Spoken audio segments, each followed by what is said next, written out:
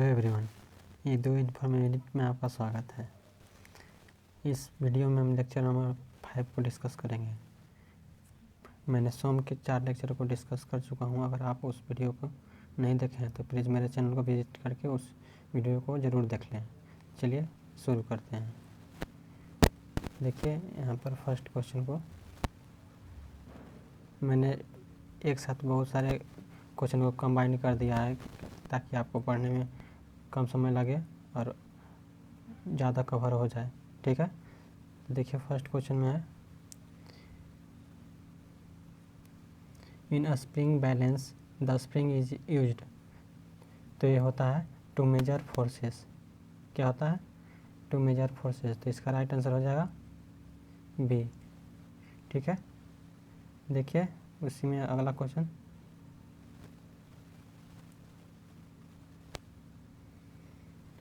In watches the spring is use to absorb shock and vibration. इसका answer no हो जाएगा। ठीक है, नो, बी आंसर राइट हो जाएगा। देखिए इसी में अगला, the springs in cars are use to store extend energy. तो इनकरेक्ट हो जाएगा इसका, यानी बी इसका भी राइट हो जाएगा। ठीक है, देखिए अगला, the spring in brakes are clutches the springs in brakes and clutches are used to होता है टू अप्लाई फोर्सेस, यानी इसका राइट आंसर ए हो जाएगा। देखिए अगला, a spring when loaded in permanently distorted and recover its original shapes when the load is removed. तो इसका आंसर होगा एग्री, यानी ए इसका भी राइट आंसर हो जाएगा। देखिए अगला, in watch the spring is use to store extend energy, this energy is released to. तो इसका आंसर होगा टू रन द वॉच, यानी बी इसका राइट हो जाएगा। देखिए अगला, a spring is use to absorb shock and vibration. तो आपको इसको आंसर इसका हो जाएगा लीफ स्प्रिंग, यानी सी राइट आंसर हो जाएगा इसका। देखिए अगला, the total required to produce a unit deflection in a spring is called. तो इसको बोलते हैं स्प्रिंग स्टिफनेस बोलते हैं। ठीक है, तो इसका सी राइट हो जाएगा। चलिए नेक्स्ट, देखिए इसमें बोला गया, the leaf springs the maximum bending stress develop in the plates is. तो होता है 3WL/2NBT², यानी इसका राइट आंसर हो जाएगा बी। देखिए यहाँ पर बोला गया है कि जो W होता है ना, वो load acting on the spring होता है। एल जो होता है स्पैन ऑफ द स्प्रिंग होता है। एन होता है नंबर ऑफ प्लेट्स, बी होता है width of plates and T होता है थिकनेस ऑफ प्लेट्स। चलिए नेक्स्ट देखते हैं, in a leaf spring the length of all the leaves are equal.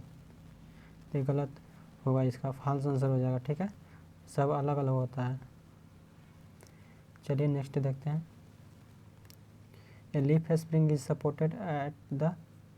तो होता है centre and loaded at the ends, यानी बी इसका राइट आंसर हो जाएगा। देखिए अगला, in a leaf spring the deflection at the centres is. तो होता है 3WL/8ENBTQ। ठीक है, तो इसका राइट जो आंसर हो जाएगा सी। चलिए नेक्स्ट देखते हैं, देखिए बोला गया है, when a closely coiled helical spring is subjected to an axial load it is said to be under। तो होता है टॉर्जन। क्या होता है? टॉर्जन, ठीक है। तो इसका राइट आंसर जो हो जाएगा सी। देखिए नेक्स्ट उसी में बोला गया when a closely coiled helical spring of mean diameter D is subjected to an axial load W, the deflection of the spring delta is given by, तो होता है 8W, कैपिटल में होगा ये, कैपिटल डी के पावर क्यू होगा into N होगा upon C small D के पावर 4, यानी इसका राइट आंसर हो जाएगा डी। इसमें देखिए अगला, यहाँ देखिए बोला गया है इसमें कि जो डी होता है ना स्मॉल डी, वो डायमीटर ऑफ स्प्रिंग वायर होता है, और एन होता है number of turns of the spring, और सी होता है जो modulus of rigidity for the spring material के लिए होता है, ठीक है। देखिए अगला, when a closely coiled helical spring of mean diameter D is subjected to an axial load W, the stiffness of the spring is given by, तो कुछ नहीं करना है, बस जो हम यहाँ आपको डिफ्लेक्शन बताया ना स्प्रिंग का, उसी का उल्टा होता है स्टिफनेस, तो इसका राइट आंसर हो जाएगा डी, ठीक है। यहाँ पर उल्टा कर देना है, जैसे आपको हम लिखे थे 8D के power Q into N by C D के पावर 4 लिखे थे, तो यहाँ लिखेंगे क्या, सी डी के power 4 upon 8D Q into N, और यहाँ पर W था, वो W यहाँ पर नहीं होगा, ठीक है। चलिए इसी में अगला देखते हैं। बोला गया है two closely coiled helical springs A and B of the same material, ठीक है, same number of turns and made from same wire are subjected to an axial load W, the mean diameter of a spring A is double, ठीक है, mean diameter of a spring B, the ratio of deflection in a spring B to a spring A will be, तो ये होता है 1/8 होता है, ठीक है, 1/8, यानी इसका राइट आंसर ए हो जाएगा। देखिए अगला, इन द अबव क्वेश्चन जो है जो इसमें जो पूछा गया है उसी के बारे में ये भी क्वेश्चन है। The ratio of stiffness of a spring B to a spring A will, तो ये हो जाएगा उल्टा, इसको करेंगे तो क्या हो जाएगा 8 हो जाएगा, ठीक है, इसका राइट आंसर डी हो जाएगा। देखिए अगला,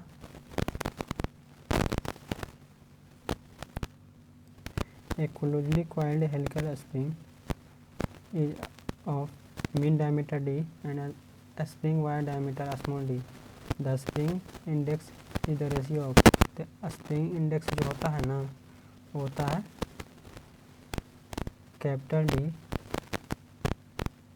डी बटा स्मॉल डी होता है, यानी इसका राइट जो आंसर हो जाएगा सी। देखिए अगला उसी में,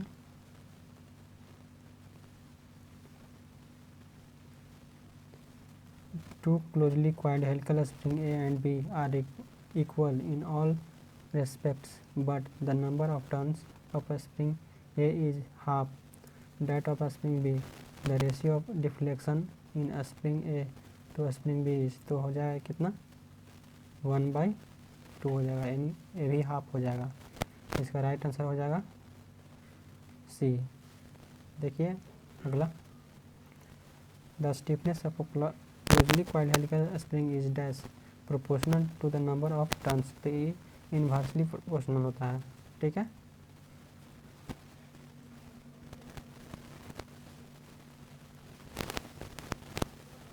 इनवर्सली, इसका राइट आंसर हो जाएगा बी। चलिए नेक्स्ट देखते हैं। देखिए अगला,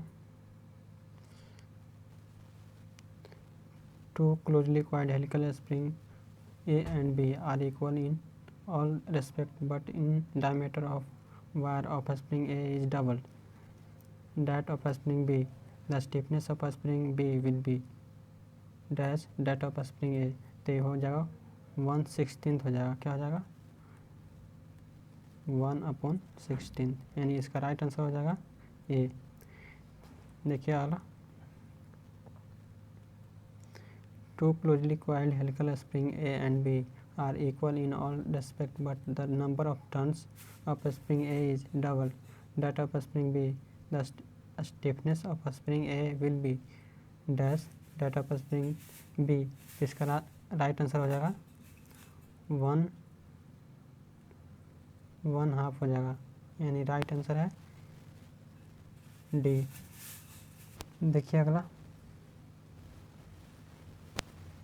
a closely coiled helical spring is cut into two halves. The stiffness of the resulting spring will be, तो हो जाएगा डबल। क्या होगा? डबल, यानी राइट आंसर हो जाएगा इसका बी। चलिए अगला देखिए, a composite shaft consisting of two stepped को ही पैरेलल बोलते हैं। क्या बोलते हैं? पैरेलल। ठीक है, यहाँ पर लिखा हुआ है portions having spring constants K1 and K2 is held between two rigid supports at the ends. The equivalent spring constant is, तो ये होता है। ये फ्रेंड्स ये काफ़ी महत्वपूर्ण क्वेश्चन है। ठीक है, इसको आप याद रखिएगा। देखिए, तो इसका आंसर हो जाएगा डी हो जाएगा राइट। चलिए अगला देखते हैं, इसमें बोला गया है if the composite shaft is the above equation. जो पिछले बार हम क्वेश्चन को डिस्कस किए उसके बारे में बता रहा है। Equation is fixed at one end and other end is subjected to a torque, then it's equivalent spring constant is, तो होता है K1 into K2 upon K1 plus K2। ठीक है, तो इसका राइट आंसर हो जाएगा सी। देखिए अगला question, A closely coiled helical spring of a stiffness K is cut into n equal parts. The stiffness is each parts of the spring will be, देखिए तो इसका राइट आंसर हो जाएगा सी, यानी एन के हो जाएगा। ठीक है, देखिए अगला, बोला गया है the rivets are made from ductile material, तो इसका आंसर हो जाएगा यस।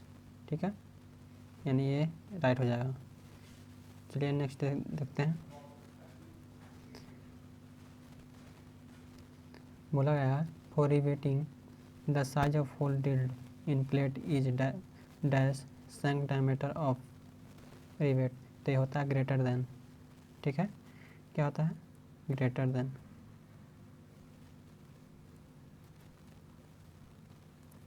ठीक है, इसका राइट आंसर हो जाएगा सी। चलिए नेक्स्ट देखते हैं,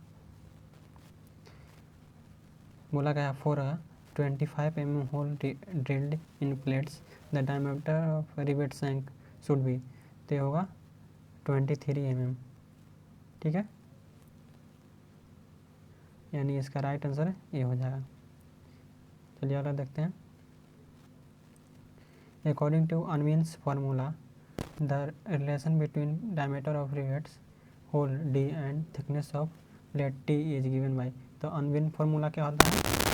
D is equal to 6√t होता है। ठीक है, इसको आप याद रखिएगा, ये भी इम्पोर्टेंट है। इसका राइट आंसर हो जाएगा डी। चलिए अगला देखते हैं, बोला गया है the rivet are used for dash fastening, तो इसका यूज किया जाता है परमानेंट के लिए। क्या होता है? किसके लिए होता है? परमानेंट।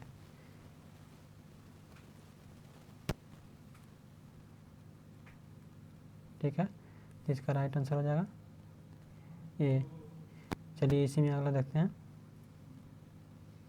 बोला गया है when one plate overlap the other and the two plates are riveted together with two row rivets the joint is known as, तो इसको क्या बोलते हैं, डबल रिवेटेड लैप जॉइंट बोलते हैं। इसका राइट आंसर हो जाएगा बी। चलिए अगला नेक्स्ट देखते हैं। बोला गया है when two main plates are kept in alignment butting each other and riveted with over plate on both sides of main plate with two rows of rivets in each main plate, the joint is known as dash double cover butt joint। तो होगा इसका answer double riveted होगा, ठीक है, यानी B right हो जाएगा। चलिए अगला देखते हैं। In a riveted joint when the rivets in the various rows are opposite to each other the joint is set, तो इसको बोलते हैं चैन रिवेटेड बोलते हैं, ठीक है।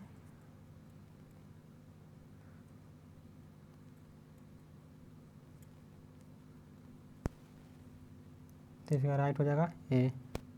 देखिए अगला, in a rivet joint when the rivet in the adjacent rows are stretched in such a way that every rivets in the middle of the two rivets of the opposite row, the joint is said to be a diamond rivet। Answer no हो जाएगा, ठीक है, B answer right है। देखिए अगला, in a rivet joint when the number of rivets decreases from the innermost row to outermost row, the joint is said to be, इसको बोलते हैं डायमंड रिवेटेड, बोलते हैं डायमंड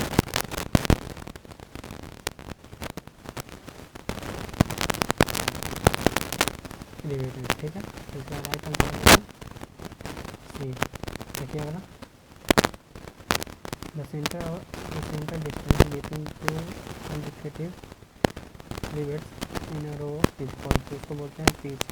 क्या बोलते हैं, पिच।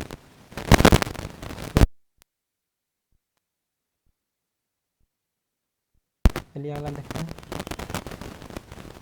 इसमें बोला गया है the distance between the center rivet to the nearest is called, तो इसको बोलते हैं मार्जिन। क्या बोलते हैं, मार्जिन।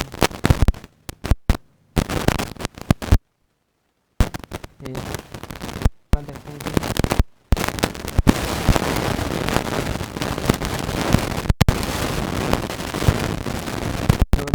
जग रिवेट,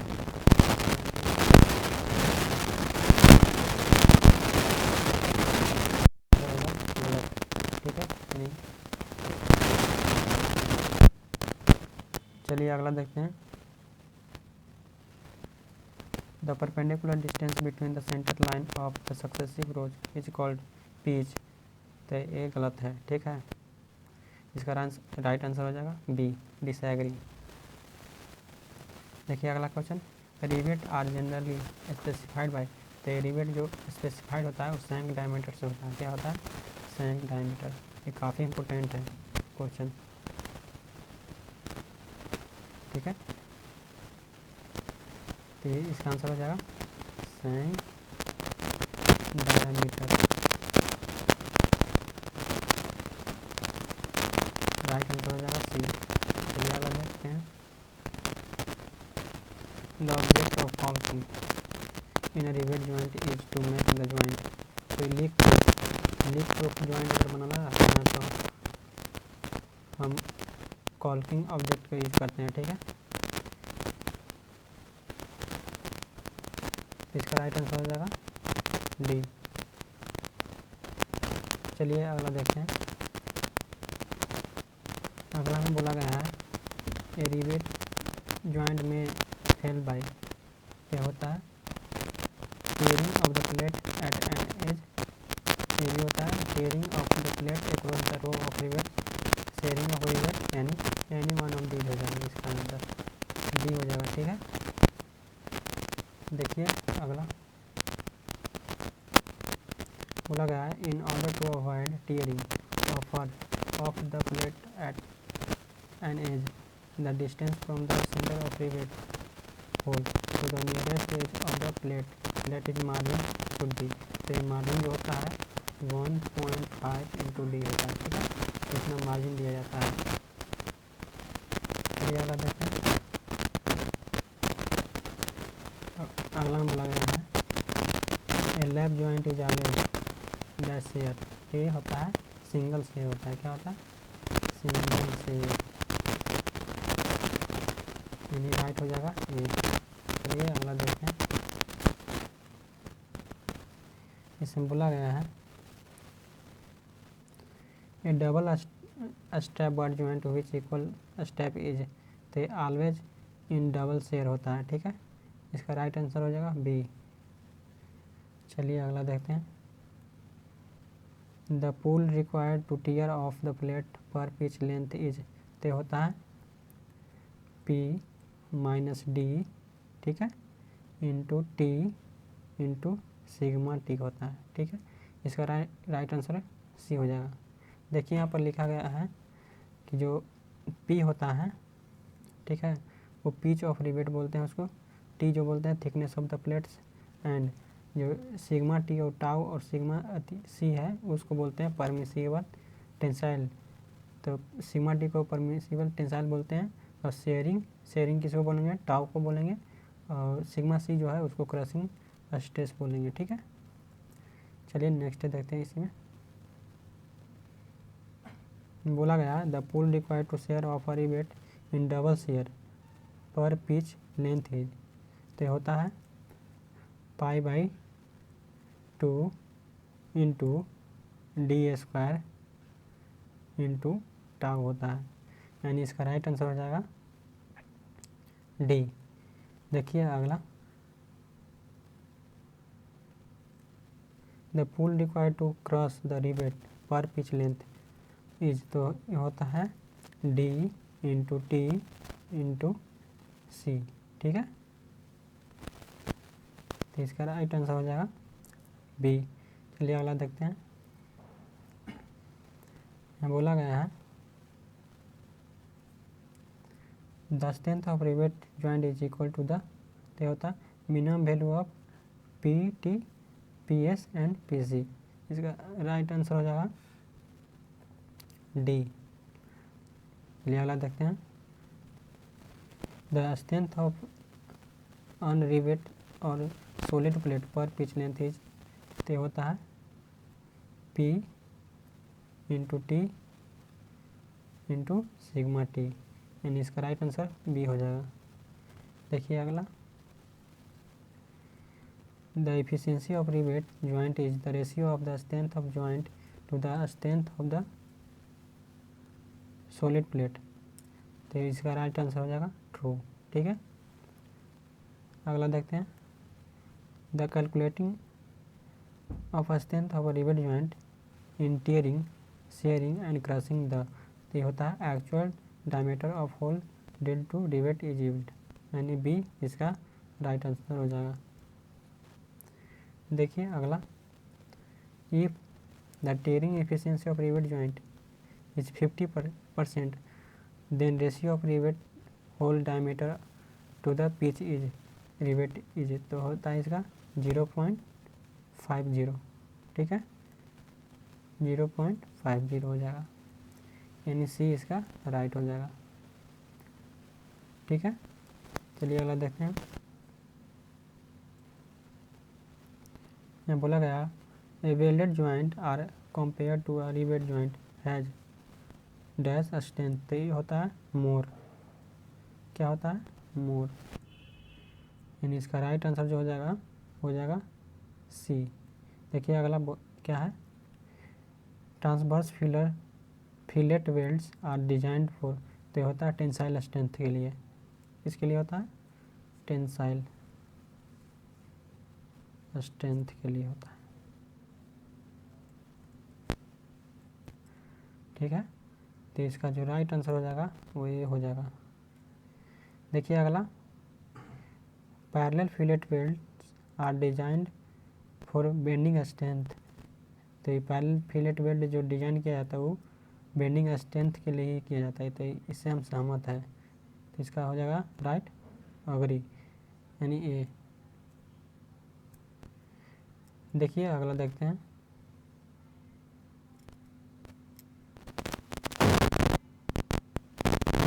देखिए अगला में बोला गया है the tensile strength of the welded joint for double fillet. Double fillet के लिए क्या होता है, √2 into S into L into sigma T, ठीक है, यानी इसका राइट जो आंसर हो जाएगा सी हो जाएगा। देखिए यहाँ पर बोला गया है कि एस जो होता है लेग ऑफ और साइज ऑफ द वेल्ड होता है, एल जो होता है लेंथ ऑफ वेल्ड होता है, सिग्मा टी होता है allowable stress tensile stress for weld metal, ठीक है। चलिए अगला देखते हैं। Shear strength of the welded joint for double parallel fillet is, तो होता है √2 into S into L into tau हो जाएगा, यानी यहाँ पर शेयर बोला है इसीलिए टाउ आ गया, अगर यहाँ पर टेंसाइल बोलता तो सिग्मा टी आ जाता, तो इसका राइट आंसर हो जाएगा सी। देखिए यहाँ पर बोला गया है कि जो ताव होता है वो allowable shear stress for weld metal के लिए होता है, ठीक है। देखिए अगला, which of the following statement is correct, कौन सा इसमें से सही है उसको आपको बताना है, तो होता है इसमें जो आंसर सही है वो rivets are generally specified by its shank diameter, ठीक है, तो राइट आंसर हो जाएगा सी। चलिए आगे देखते हैं।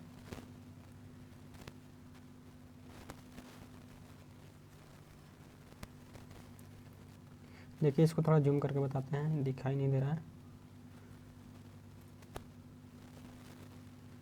हाँ अब देखने लगा, चलिए देखते हैं।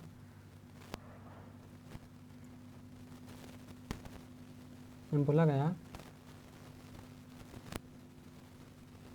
ए pressure vessel is said to be a thin shell when it is made of thin teeth sheets, तो इसका हो जाएगा आंसर डिसएग्री, ठीक है, गलत लिखा हुआ है, ठीक है।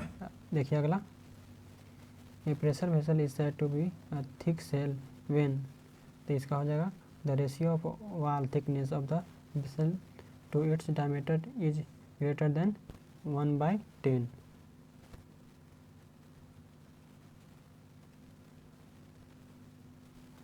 हो जाएगा, यानी इसका राइट आंसर हो जाएगा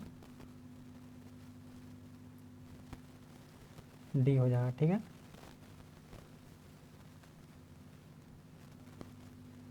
ए pressure vessel is said to be a thin shell when the ratio of wall thickness of the vessel to its diameter is dash 1/10, तो ये लेस देन होगा इसका, ठीक है, यानी बी इज द राइट हो जाएगा, ठीक है। देखिए अगला,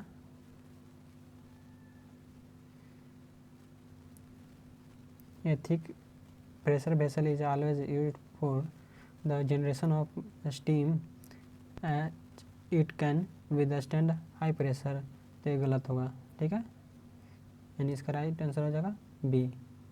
देखिए अगला, if a diameter of pressure vessel is 15 times the wall thickness the vessel is said to be a thick shell, तो इसका ये राइट हो जाएगा अग्री। देखिए अगला, बोला गया है thin cylindrical cell of diameter d, length l and thickness t is subjected to an internal pressure P. The hoop stress in the cell is, क्या होता है PD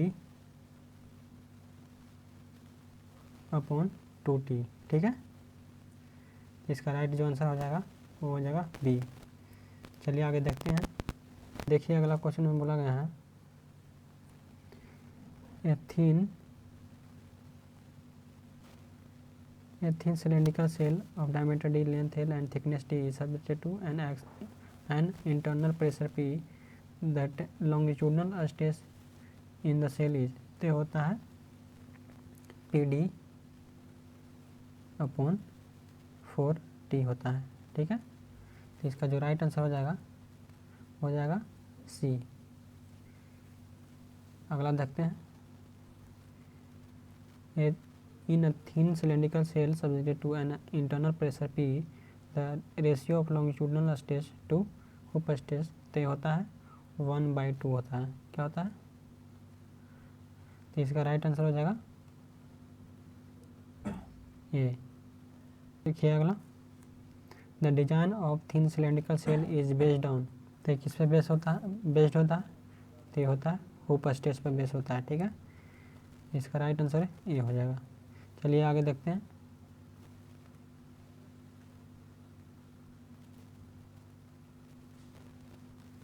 इसमें बोला गया है the design of thin cylindrical shell is based on, तो किस पे बेस्ड होता है?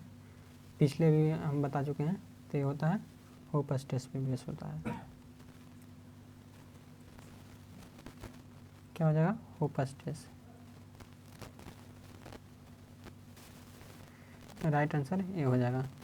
चलिए अगला देखते हैं,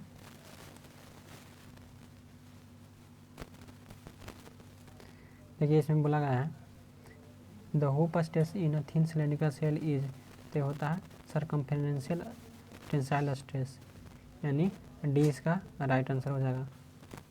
अगला, the maximum shear stress in a thin cylindrical shell subjected to internal pressure P is, तो ये होता है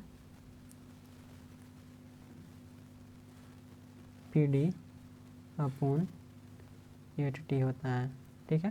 तो इसका जो राइट आंसर हो जाएगा डी।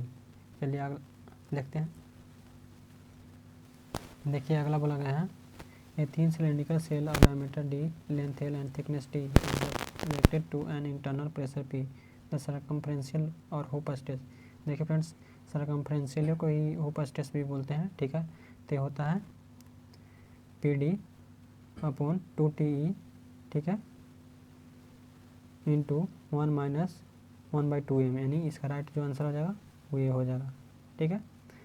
देखिए जो यहाँ पर लिखा गया है। तो फ्रेंड्स, आज की इस वीडियो में इतना ही, मिलते हैं अगले वीडियो में। जय हिंद।